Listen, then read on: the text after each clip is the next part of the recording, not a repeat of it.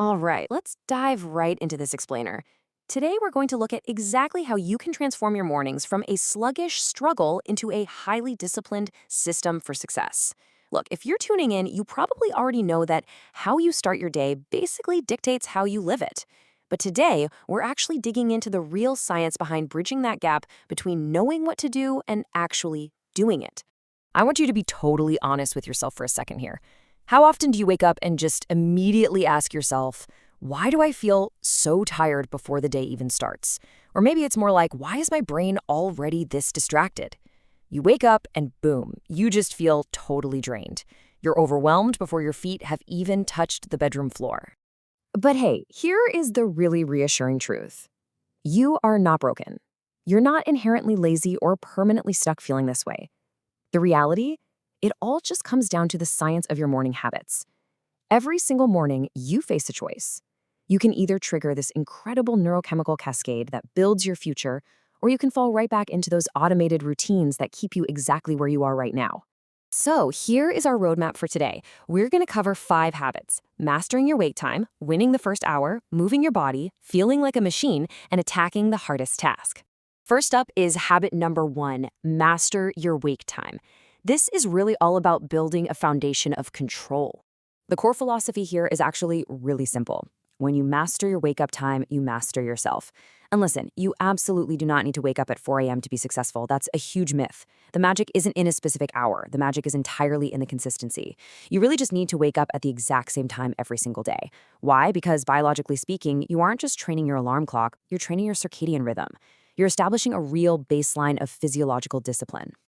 Moving right along to habit number 2, win the first hour, which is all about protecting your focus. Take a look at this staggering statistic. 90%.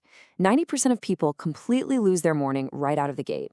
And why? Because the absolute first thing they do when they open their eyes is reach straight over for their phones. And when you do that, it's a brutal biological cascade. First, your brain just gets totally hijacked by cheap dopamine from all those reels and notifications. Second, your energy starts to drain.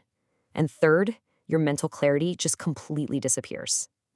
This sequence right here is exactly why the rest of your day feels so incredibly difficult. You've essentially surrendered your cognitive focus before you even got out of bed. So the rule here, absolutely no phone for the first hour, period. Instead of grabbing that screen, pivot to physical actions. Make your bed, drink a huge glass of water to rehydrate your brain, get outside into the sunlight to halt your melatonin production. Winning the morning means you've already won the day, and it starts with staying off that screen. Which brings us perfectly to our third habit, move your body.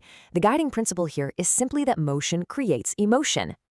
Let's completely redefine what movement means in the morning. We are not just talking about heavy fitness. You don't have to go run a 10K. We're talking about physical activation. It could literally be 10 quick push-ups, a 5-minute stretch, whatever gets you going. Because the moment you physically move, your system violently wakes up. Endorphins rush in, oxygen levels rise, and your cognitive energy turns on. If you want mental clarity, you literally have to move physically. Sitting still is just a slow death for your morning productivity. All right, let's talk about breakfast. Habit number 4, fuel like a machine. The biggest takeaway here is you've got to eat protein at breakfast. Think about how most folks start their day. They load up on sugar, cereals, pastries, whatever.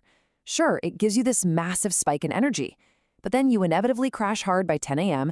and you're left wondering why you can't focus on anything. But when you swap that garbage out for protein, you gain absolute control. Biologically, protein stabilizes your blood sugar. It gives you sustained energy without that vicious spike and crash. It feeds your muscles, and it actively sharpens your mind. Finally, we arrive at the culmination of the perfect morning. Habit number 5, attack the hardest task. And you have to do this by executing without emotion. I love this analogy. Think of your willpower like a battery on your phone. First thing in the morning, that battery is sitting pretty at a 95% charge. You are at your absolute biological peak capacity for discipline, decision-making, and pure focus. But watch what happens if you spend that first hour doing low-level busy work. Every single tiny decision, every little distraction, every email you read, it dramatically drains that battery all the way down to 15%. And that is exactly why you absolutely must attack your hardest, most important task first. You have to knock it out before your brain even has the time to try and negotiate with you. So, as we wrap this up, I really want you to see that these 5 habits, waking up at the same time, keeping the phone away for the first hour, moving your body, eating a high protein breakfast, and doing that hardest task first, they aren't just random tips. It's a unified system. Like this slide says, you don't need motivation, you need repetition. Motivation is fleeting, but a structured routine, that actually does the heavy lifting for you. I want to leave you with this final, really powerful thought.